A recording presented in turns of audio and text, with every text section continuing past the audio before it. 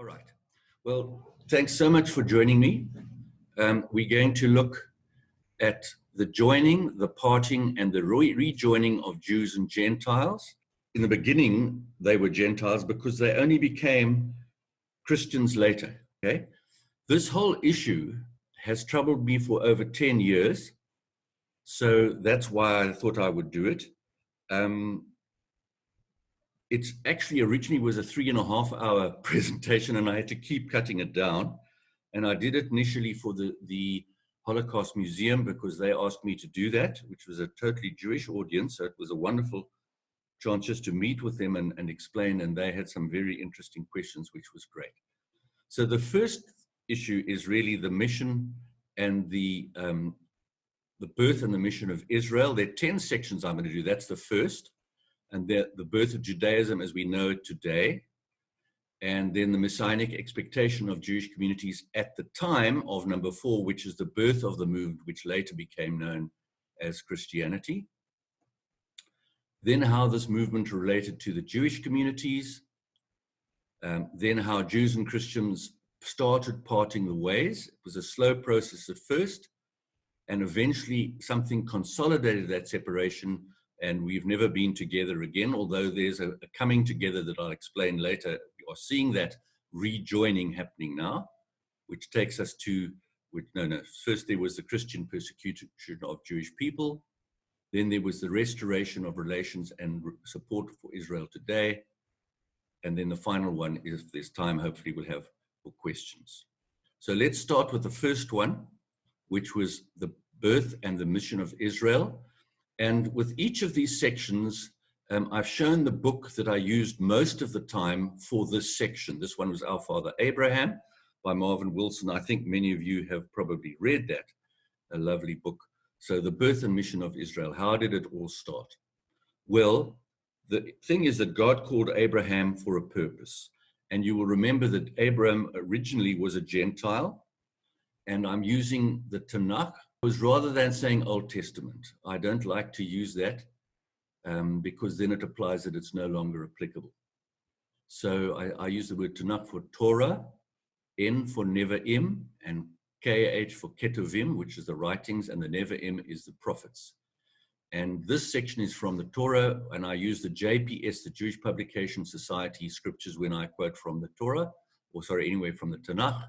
And this one is from Bereshit 12, I think you all know Genesis. And it's that lovely passage where God tells Abraham to get out of his country to a land that he will show him. He'll become a great nation. He'll be a blessing. And by you, all the families of the earth will be blessed. Well, how are they going to be blessed? Well, if we look at the passages that relate to Israel and Israel's message and the whole mission, we see that they were chosen, they would profit a land, they would become a nation, they would be blessed or cursed depending on how they related to God and his Torah. The nations would bless themselves in you, in a sense being part of you in some way. We'll see that in a minute. Then in Exodus, they would be a treasured possession, a crown jewel, a kingdom of priests, a holy nation.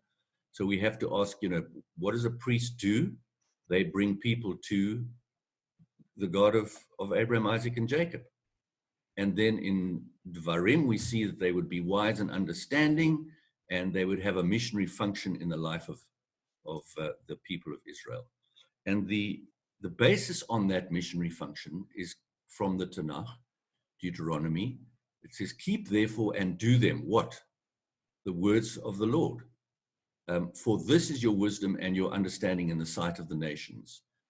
So the Torah is the basis of their being a light to the nations, which they shall hear all these statutes and say, surely this is a great nation and it's wise and so on. And as we know, that was given at Sinai, which we see from other passages actually was in the Arabian Peninsula, not in the south of Israel. And then the prophet Isaiah goes on and he gives a bit more on this, and he says, it is not enough that you are merely my servants to raise up the tribes of Yaakov and restore the offspring of Israel. I will also make you a light to the nations. Why?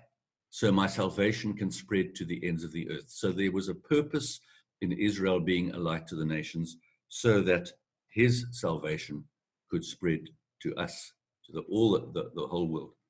And then Isaiah goes further in Isaiah 56. I love this passage. He speaks about the aliens. We're aliens, like from outer space, that join themselves to the Lord. And whenever you see the capitals there, then you know it's his holy name, Yod-Heh-Vav-Heh, to minister unto him and to love the name of Yod-Heh-Vav-Heh, to be his servants, every one that keepeth the Sabbath and from profaning it and holding fast by his covenant, even them, that's the aliens, I will bring to my holy mountain and make them joyful in my house of prayer. Jesus quoted that, as you know, when he was in the temple cleaning it out.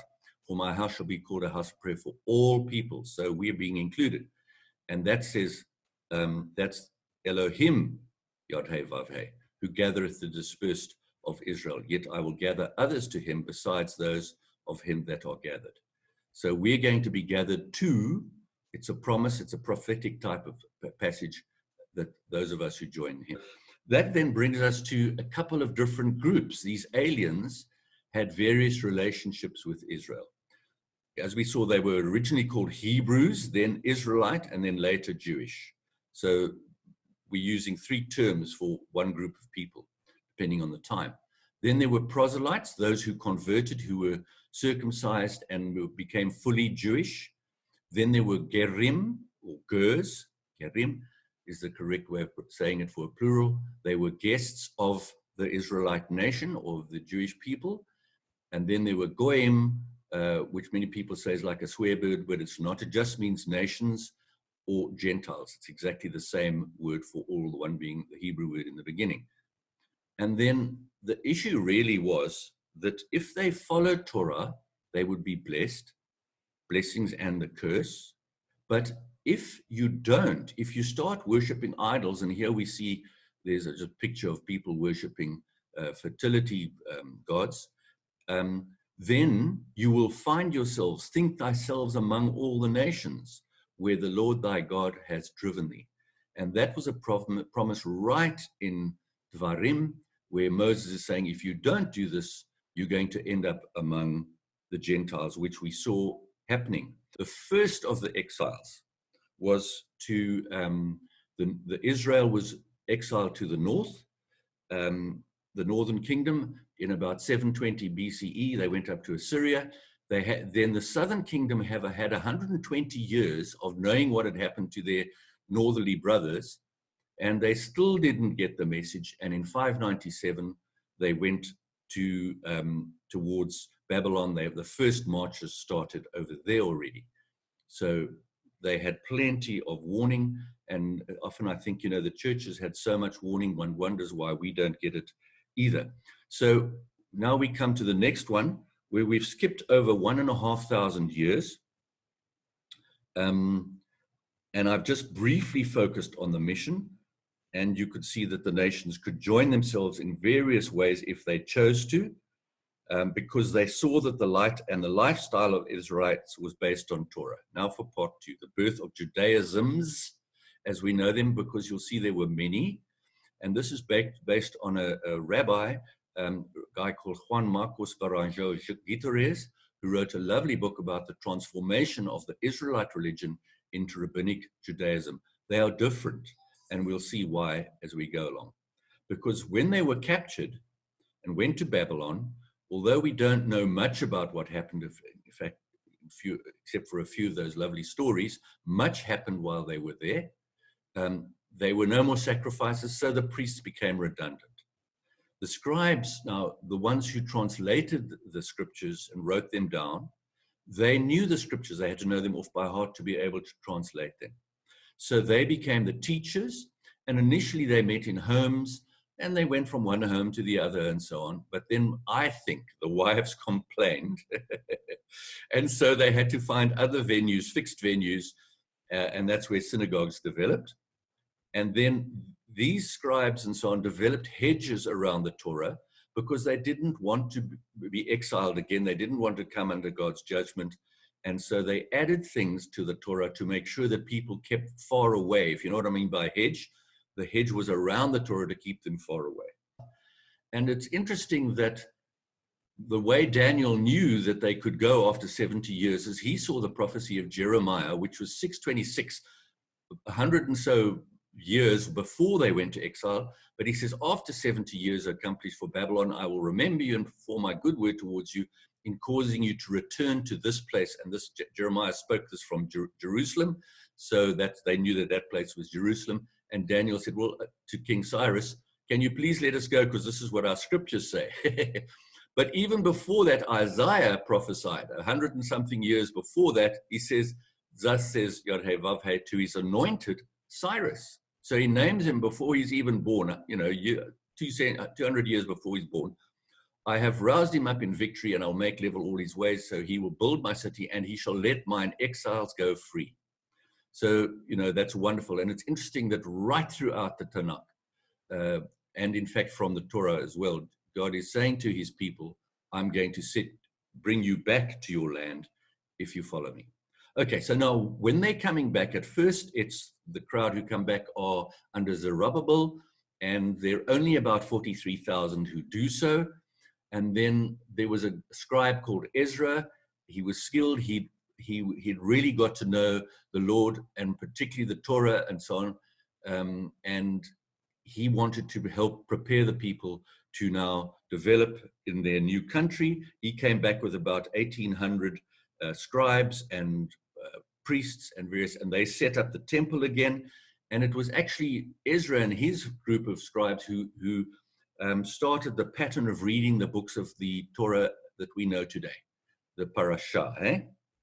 And then there's some other things that I'm going to really skip quickly because of Antiochus Epiphanes, made a statue of himself in the temple, sacrificed a pig, and murdered babies and the mothers of any Jewish babies who were circumcised, because he said no Jewish religion, no traditions. And Judah Maccabees in 165 leads a revolt. They have many, many, many wars, some of which they win, some of which they lose. And you all know the story of Hanukkah. Just been reading the 2 books of Maccabees, and eventually they got permission to actually have their temple services and so on. And under a guy called Simon, one of his grandsons, they were able to have their freedom, if you like. They were still under the Greeks, but they had freedom. And then his son, Hyrcanus, John, was the leader. Now, these 2 guys became the chief priest, the Kohen Hagadol, and the king of Israel, which some of the people didn't like, because they said that's a role that should be only for the Messiah. And then, of course, we have the Romans coming in about 64 BCE. Herod comes to power. He grew up amongst the Romans. He was very much amongst the Roman teaching. He very valued them, and he came to power, and we'll skip over that.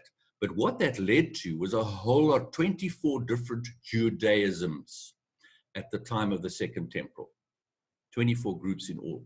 And I'm just going to briefly go through each of them. There were the Sadducees. They were descended from the Zadokites, from David's priestly group, and they were part of the Maccabean groups of Simon and the high priest and they became the governors, and they were in charge of the Second Temple. Some of them were descendants of Aaron and the Levites. They only looked after the first five books of the Moses, and so therefore they didn't believe in the resurrection, and I think I've said before, that's why they were sad, you see. Their job was to sacrifice animals in the prescribed way, and some of them were corrupt and cozy with the Romans, mainly because they wanted not to repeat the attacks on the temple and to keep in the Romans' good books. And then the high priest became a bought position, a sort of governor, like Annas and his son-in-law Caiaphas, who were two of these Roman appointments, one after the other. Just that's important to know, because what happens next. Then the Essenes, as I said, they hived off to Qumran, some of them to a little town, part of the closed-off community just near the Temple Mount. But they kept themselves in seclusion, and as you know, they wrote down a lot of the stuff. Well, in fact, everything that we find in the Dead Sea Scrolls, they were the guys who kept that. Then we have the Pharisees. They were Hasidim, or scribes from Ezra's time. That means they were set apart. They lived righteous lives. They followed the Torah and the prophets' writings. And they were the ones who now added these hedges or these traditions of the fathers. And these traditions were often, well, they were called takanot. And these were the issues that the people who Jesus or Yeshua had an issue with around these takanot, these traditions of the fathers that they'd added. And then we have the zealots. They were a group who would fight the Romans. Many of them were crucified. They kept having little revolts and rebellions, and they really had quite a battle. Then the Karaites, they were originally called Bethusians. They believed the whole of the Tanakh, but not the traditions of the fathers. So you can see they were differing from the Pharisees. And in fact, obviously, they differed from the Sadducees. And then you have by the way, they're still around today, Karaite Jews. And then you have publicans. They worked for the Romans, collecting taxes and various things like that. They were therefore despised by the people. And then we have Jews of Samaria. I won't say Samaritans, because the Samaritans, there's no such thing, because they were a real mixed bunch. Remember, the Syrians brought all sorts of people back into the northern kingdom, which was known as Israel at that time. And some of them intermarried. Some of them stayed only amongst the Jewish folk, so they would be called Jews of Samaria. But they had their own temple in Gerizim. A long story, so I won't mention it. Then the Am Haaretz, which were the people around Galilee.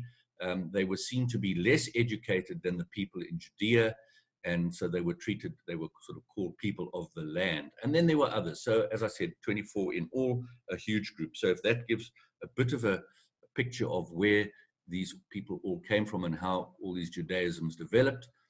And these folk had certain messianic expectations. So we've covered the first two in yellow, and what were these messianic expectations? A lovely book by a guy called Gershom Scholem, a Jewish author, who speaks about the messianic idea in Judaism. And I can't go through the whole of it, but to summarize it, it's the promised redemption of Israel and the inclusion of all nations and all creation in God's reign of peace. Is in the forefront of religious minds in the Second Temple period. This is what he says. He says, in other words, he says the Messiah, the Messianic age, the redemption of Israel and the nations are all connected. And he's saying that they were sort of at this time expecting messiahs, because they knew what Daniel's prophecy was.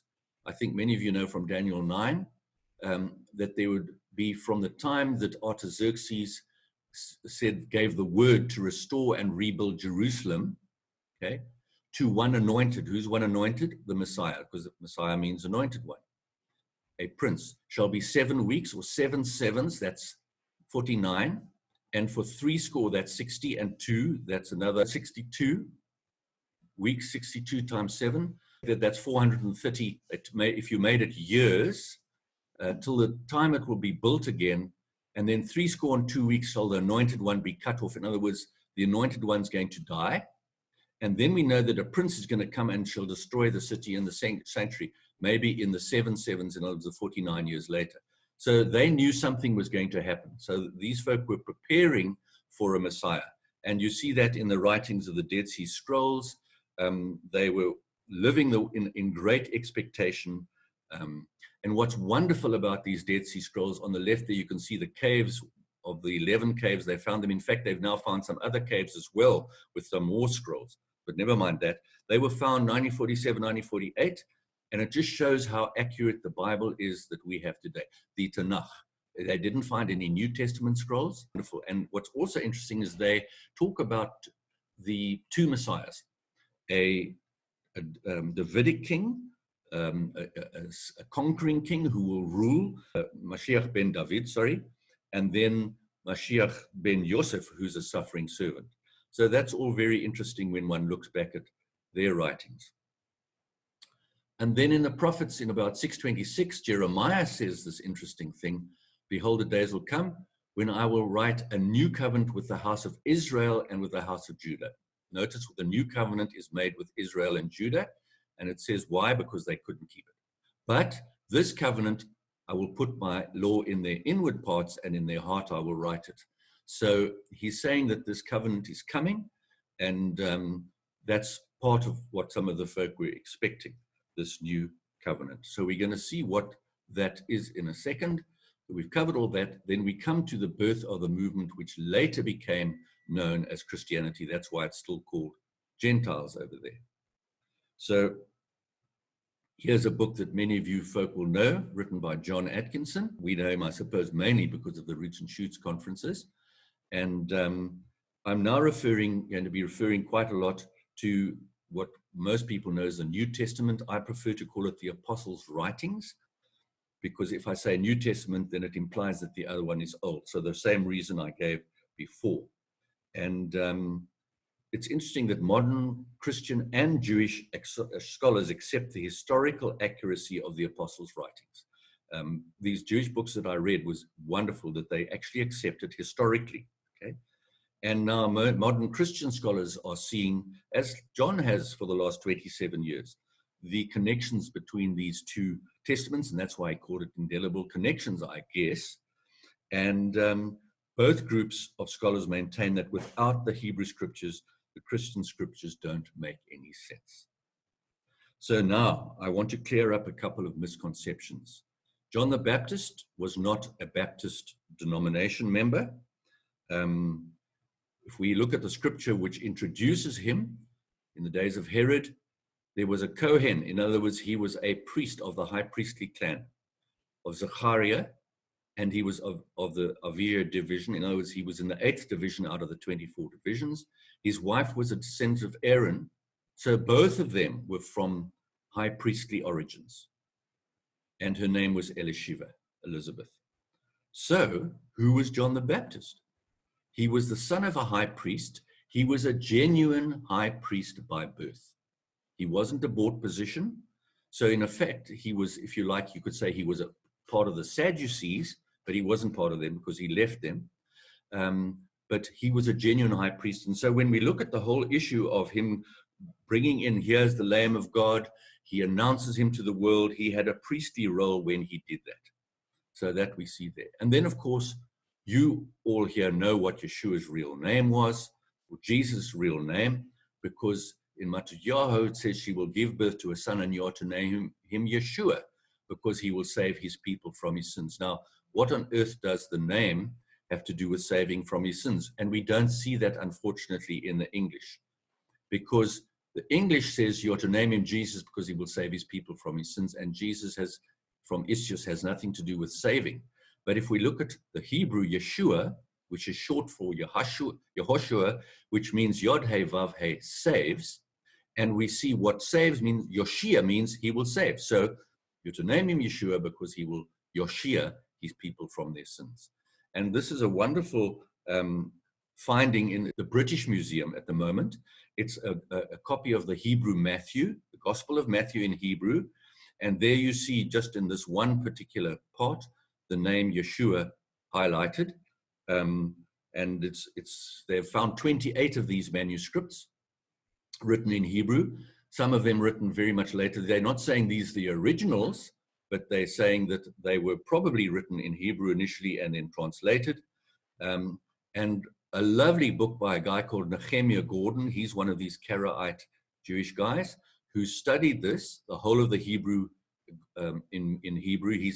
He actually was working at the Hebrew University as part of his studies, and he was helping to translate the Dead Sea Scrolls, and he went on this quest to find manuscripts of Hebrew Gospels, and he found 28 of these Hebrew Matthews. And he wrote this little book called The Hebrew Yeshua versus the Greek Jesus. And he says, it's amazing when you read, now this is a Jewish guy. And he says, when you read this, it's fantastic because you could see that Yeshua was Jewish, that all his traditions, the way he spoke, the way he referred to the scriptures and all of this. And people keep asking him, aren't you a Christian? And he says, no ways. They say, aren't you a Messianic Jew? He says, no. But I just find this so wonderful to read. And he says, we've missed so many gems by not being able to read the gospel, particularly those which may have been written originally in Hebrew. By the way, he's also found parts of the book of Revelation and the Gospel of John in Hebrew. And then some other things that we actually miss if we don't understand the Hebraic roots about Yeshua, because remember when he was 12, he was missing. it was most probably after his bar mitzvah. When remember the parents were searching for him, he was probably having a discussion with the rabbis in the temple. Excuse me, that's anachronism. And then he was circumcised on the 8th day. That's a tradition. His parents paid for the Pidyon Haben, which is the redemption of the firstborn. And then Miriam, his mom, underwent the purification ceremony. Remember, it says Mary went and she had purified after 1 month. So we know these are Torah commands, and they are there in the New Testament text if one is aware of what the Torah says. So there we go. And then, of course, we know that there were some really good relationships. The one we see about in John's Gospel, there was a man among the Pharisees named Nicodemus, who was a ruler of the Judeans. In fact, if we look at this whole context here, he was a leader of the Sanhedrin, a Pharisee, the head of the yeshiva, the place where they teach. Remember, see, he was the teacher of the Jewish people. And we see that it seems he was either an admirer, but probably a believer, because he was involved in the burial of Yeshua when he was taken from the cross. He and Joseph of Arimathea were involved in helping with the grave and so on. And then Yeshua quoted from the Torah all the time. I'm sure you guys know this. When he was asked what is the greatest commandment, he quoted Deuteronomy 6 and Shema Yisrael, Adonai Eloheinu, Adonai Echad. He probably would have used a different name to Adonai, because you can see here it says Yod He Vav He. So he probably used the holy name of God at that time. And then he would have said this word, which many of you guys know. I know Ingrid knows this. V'ha'afta et Adonai Elohecha v'chol levacha uv'chol nafashcha uv'chol modecha. So, which is, you shall love the Lord your God with all your heart and with all your strength. And then, of course, he went on to Leviticus 19, where he says, and you shall love your stranger or your neighbor as yourself. So that's what he quoted. When he was asked questions, most of the time he quoted from the Tanakh. And then we know that he wore tzitzit. Now, it says, I'm using the Complete Jewish Bible, and says they begged him that the sick people might only touch the tzitzit on his robe, and all that touched it were completely healed. Now, the difficulty, of course, is if you were a translator and you didn't know the Greek, or maybe you did, because the Greek says kraspadon, which actually does mean tassels. But probably the translators thought, well, nobody's going to know what these tassels are or these tzitzit are, so they translated it as the hem of his garment. So it's quite interesting that he wore tzitzit. We see that. And then we have the interesting passage from Mattityahu or Matthew, where it says, don't think. And often that's the point where we say, may God add to us his blessing to this holy word, and then we close it. But it actually goes on. Don't think that I've come to abolish the Torah and the prophets. I've not come to abolish, but to complete. Yes, indeed, not until heaven and earth passed away. So I just want to stop there and say, I know we're locked down, but you're still sitting in a house, which is on earth. And if you look out at night, you will see the stars and the moon. And during the day, you will see the sun. So they have not passed away. So not so much as a yud or a stroke will pass from the Torah, not until everything that must happen has happened. So I'm busy working on a teaching called Torah and Grace, or Torah versus Grace. So did Jesus and Paul contradict each other, and did they contradict themselves? So that's going to be quite a challenge. And one of these days I will have that ready. And then many people say, oh yes, but remember he had major clashes with the Pharisees about the Torah. Well, was it about the Torah? Because remember I said there were these hedges that developed and various other things. So it says here, the Pharisees and the Torah teachers asked him, why don't your disciples live in accordance with the tradition of the elders? And notice it's the tradition of the elders, but instead eat with richly unclean hands, because during the time of Ezra, they introduced this tradition of washing your hands, ritually washing your hands. And that was the difficulty that Yeshua had with them. He says, indeed, you have made a fine art of departing from God's command, in other words, the command in the Torah, in order to keep your traditions. So there's so many examples like this, and I don't have time to go into the whole lot, but that was the issue that he had with them. And in fact, he had arguments with them because he was part of the family. He was meeting with them. They were on the same wavelength, if you like. And that's often where you'll know yourselves and ourselves when we're in home groups or in church. We often have a sort of quite heated discussion with our Christian brothers and sisters around these issues. Because we're part of the same family, we can be direct. And then we have this wonderful prayer, the Amidah prayer. And I've put here the Lord's Prayer. But it's very interesting because when I read this prayer, and I said to the guys at the Holocaust Museum, listen to see if you recognize what I'm about to say from the Amidah prayer, which is a standing prayer, or it's sometimes called the Shmoneh Esrei, which they whenever they say this, they stand. There are 18 stanzas or verses today. So I said, listen for this and see if you recognize any of them. Avinu Sheba Shemayim Yitkadesh Shimcha Tavu Malchuticha Ye'aseh Netzarecha Kasher Ba'ashamayim Gam Ba'aretz. And they recognized some of these phrases from the Shmoneh Esrei, or the standing prayer. And it's interesting because it seems that what happened when the disciples said, teach us to pray, that he gave them a shortened version of the Amidah prayer, which at that stage was only 14 sections. So there we go. And then the other issue is that Yeshua had no intention of starting another religion, because remember, he met with a woman from Samaria at the well, and he says salvation comes from the Jews. So there he's talking, going back again, of course, to being a light to the Gentiles, the salvation coming from them, the whole concept of the sacrifice system pointing to a way of coming back into a relationship with God. And we know that we say that Yeshua became that sacrifice for us. Now, the question I want to ask you, we've been through all this and what the 24 different groups, I'm just going to take 4 or 5 of them, and to say which one of these groups was Yeshua. Okay, if he was Jewish, which we now accept, was he a Sadducee? You think he was a Sadducee? Well, he accepted more than just the first 4 books, the Torah, and also he was not of the priestly clan, so he couldn't have been a Sadducee. So was he an Essene? He didn't cloister himself off at Qumran, so he couldn't have been an Essene. Was he a zealot?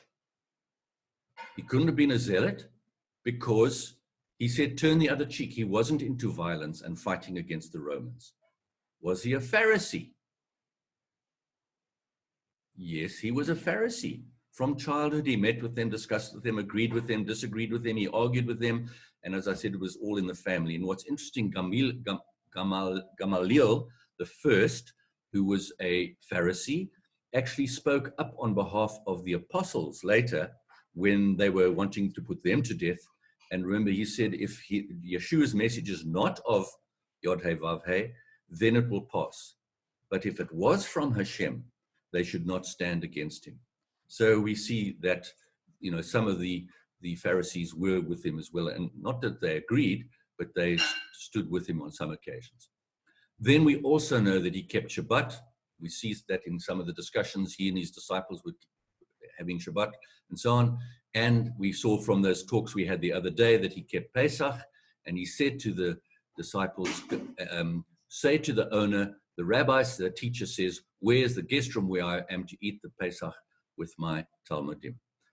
So the question is then, who was it who actually arrested him? And, it turns out it was the 2 high priests.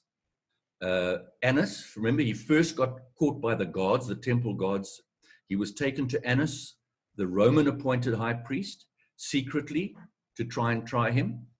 And then we see that he then sent Yeshua to his son-in-law Caiaphas, the current Roman appointed high priest, who then sent him to Herod, who was not a full Jew. He was an Idumean, if you like. who then wanted him to do some kind of tricks for him or miracles, and then he sent him to Pilate. He did not appear before the Sanhedrin, because for two reasons. One, the Sanhedrin did not meet at night. The Sanhedrin would be a combination of Pharisees and Sadducees, but they did not meet at night, and they would certainly not have met on a high holy day, which is where they were at the time. It would have been the Erev Pesach, the evening. In fact, it would be the early morning of the 14th of the first month, which would have been the middle of Passover. So they certainly would have done that. So we know it wasn't all the Jewish folk. And why did the Sadducees in charge of the temple, why did they want to kill him? Well, remember, Yeshua had said to them that destroy this body, this bayit, my body, okay, which is this house. They thought he was talking about the temple, which was called the house, which was habayit. They thought he was going to destroy the temple. And then this whole issue of rebuilding in 3 days, they didn't know how that was going to work. But you can see they were custodians of the temple. They hired a mob to shout for his death. It was not the whole Jewish population of Jerusalem. The other issue is, remember that when he was being tried by Pilate, it was before 33 of the Common Era, he says, "No one takes my life from me. I lay it down willingly." I could have called 10,000, etc. So in a sense, he was laying down his life. It had to be done by somebody. The priests were the ones who normally did the sacrifices, so you can see why they were involved, why the Sadducees were involved in doing that. And remember also, he said, "Forgive them, for they do not know what they do." So if Yeshua asked his father to forgive the people, then I believe that his father did do so. And then there's just one other point I want to make, that unfortunately, the New Testament, the Apostles' writings, the translation says the Jews crucified Jesus, but that word Jews is from a translation of the word Judeans. And Judeans does not refer to all Jews. It refers to a group of Jewish people who lived in Judea. You can see the circle there, I hope. And not all Judeans.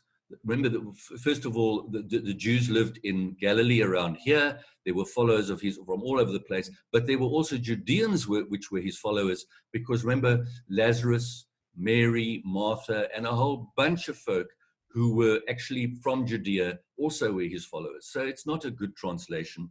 It's like saying that all South Africans were responsible for state capture.